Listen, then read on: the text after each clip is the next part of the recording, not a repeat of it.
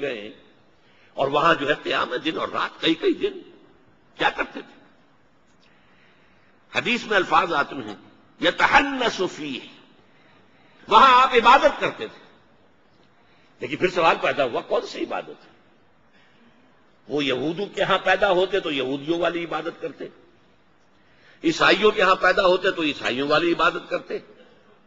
پیدا تو ہوئے مشرکین کے ہاں عرب کے اندر مکے میں، ظاہر بات ہے وہ عبادت کرنے کا سوال ہی نہیں.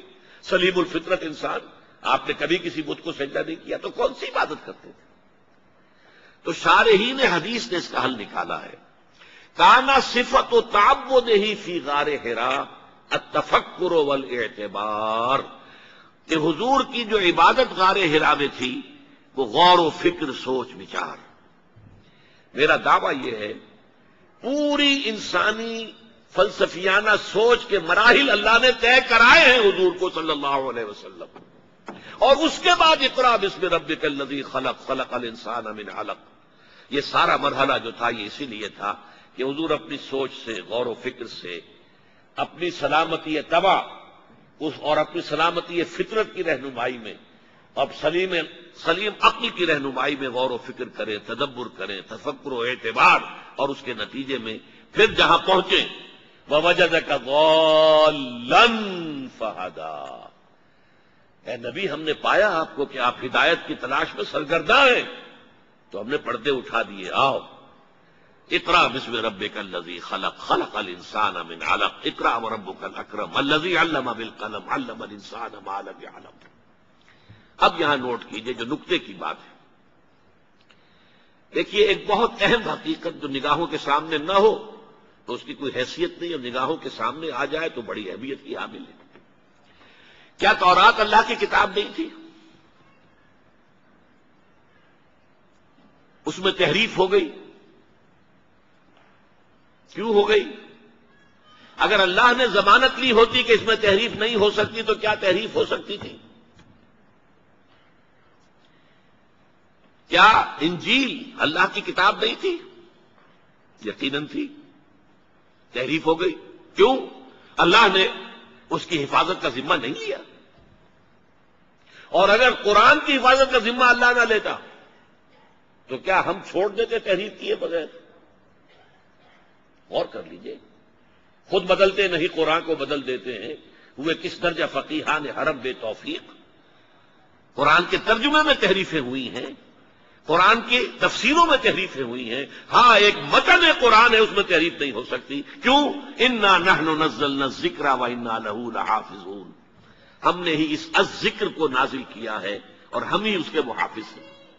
یہ سوال یہ ہے کہ انا نحن نزلنا الذکر جو ہے یہ تو تورات کو بھی کور کرتا ہے، یہ انجیل کو بھی کور کرتا ہے، زبور کو بھی کور کرتا ہے. اللہ ہی نے نازل کی تورات، اللہ نے نازل کی.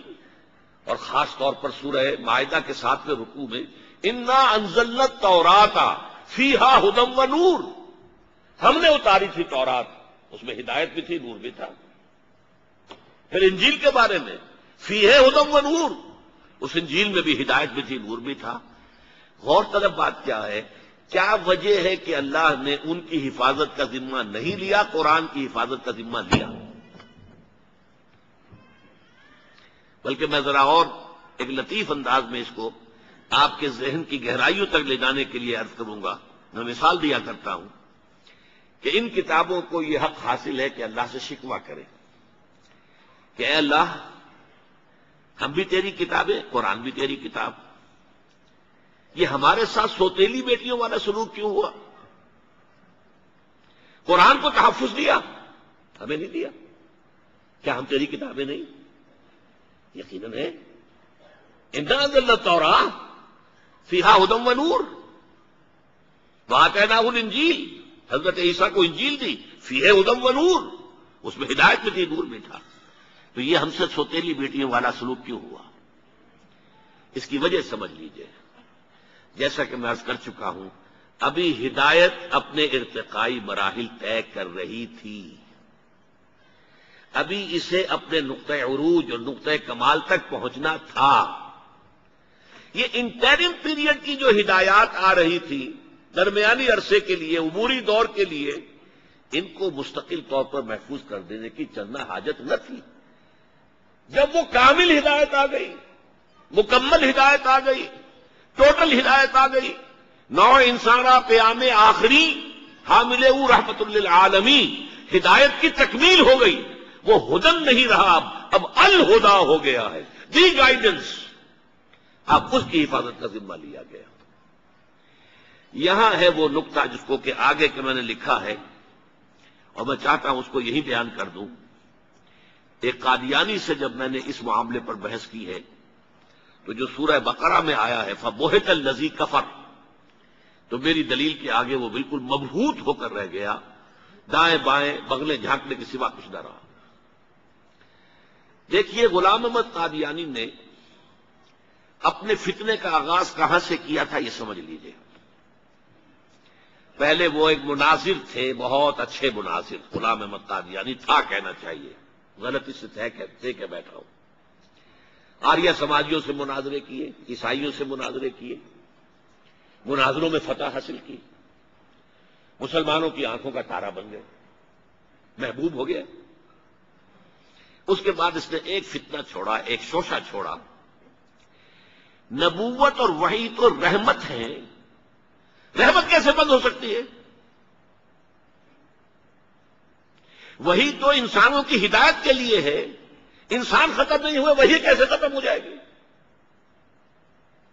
دیکھیے بظاہر یہاں دلیل ہے، اٹ اپیئرس کنونسنگ، بات سمجھ میں آتی ہے، یہیں سے یہ حل مل جائے گا آپ کو۔ کیا وجہ ہے کہ بڑے بڑے اعلیٰ تعلیم یافتہ لوگ جو ہیں اس کا شکار بن گئے؟ دنیا میں ایک ہی مسلمان نام کا سائنسدان جو ہے وہ آیا ہے ٹاپ پر، وہ قادیانی۔ ایک ہی مسلمانوں کا نام رکھنے والا جو ہے وہ international court of justice Hague کا جو ہے جج بنا ہے، وہ کون؟ قادیانی۔ ڈاکٹرز قادیانی، انجینئرز قادیانی، بڑے بڑے۔ یہ کیوں؟ یہ بات ایسی تھی کہ جو بظاہر دل کو اپیل کرتی ہے کہ جب حضرت آدم سے کہا تھا اما یاتینکم منی ھدی فمن تبع ھدای فلا خوف علیہم ولا هم یحزنون، انسانوں کی ہدایت کے لیے وحی کا راستہ کھولا گیا، ابھی انسان ختم نہیں ہوئے، وحی کا کیسے دروازہ بند ہو جائے گا؟ اجرائے وحی کا پہلے شوشہ چھوڑا، اور جب وحی جاری ہے تو نبوت جاری ہے، لہذا پھر آخر میں آ کے نبوت کا دعویٰ کر دیا۔ اس نے ایک مسئلہ اور استعمال کیا، یہ اصل میں چالاک اور ہوشیار لوگوں کے معاملات ہوتے ہیں۔ عوام الناس کی نفسیات کو متاثر کرنے کے لیے ایک اور شوشہ چھوڑا۔ دیکھو یہ کیسے ہو سکتا ہے؟ ہمارے نبی حضرت محمد صلی اللہ علیہ وسلم وہ فوت بھی ہو گئے، دفن بھی ہو گئے، زیر زمین دفن ہے، اور عیسیٰ ابن مریم وہ آسمان پر اٹھا دیے گئے، وہ آسمان پر ہے، کیسے ہو سکتا؟ اب عام مسلمان کے لیے اس میں بھی ایک اپیل ہے کہ اس میں تو گویا کہ ثابت ہوا کہ حضرت عیسیٰ ابن مریم جو ہے وہ افضل ہو گئے محمد سے صلی اللہ علیہ وسلم۔ یہ ہیں وہ چیزیں کہ جن سے حالانکہ افضلیت کا اس سے کوئی تعلق نہیں۔ اصحاب کہف اگر 300 برس تک سوتے رہے تو اس میں کون سی افضلیت ہو گئی؟ کوئی افضلیت کا سوال نہیں۔ اس اعتبار سے حضرت عزیر کو اگر 100 برس تک مردہ رکھ کر اللہ نے دوبارہ زندہ کر دیا، کون سی افضلیت اس میں ہو جائے گی؟ اللہ کی قدرت ہے، اللہ کر سکتا۔ لیکن عام آدمی کو اپیل کرنے والی باتیں ہیں یہ، لہذا اس نے شوشہ چھوڑا کہ نہیں یہ غلط ہے، یہ مولویوں کے ڈھکوسلے ہیں، یہ قرآن مجید میں صراحت کے ساتھ نہیں ہے، یہ حدیثوں کے اندر ہے، حدیثوں کے بارے میں جو ہے وہ ہم اطمینان نہیں کر سکتے کہ حضرت مسیح جو ہے وصولی نہیں چڑھائے گئے، وصولی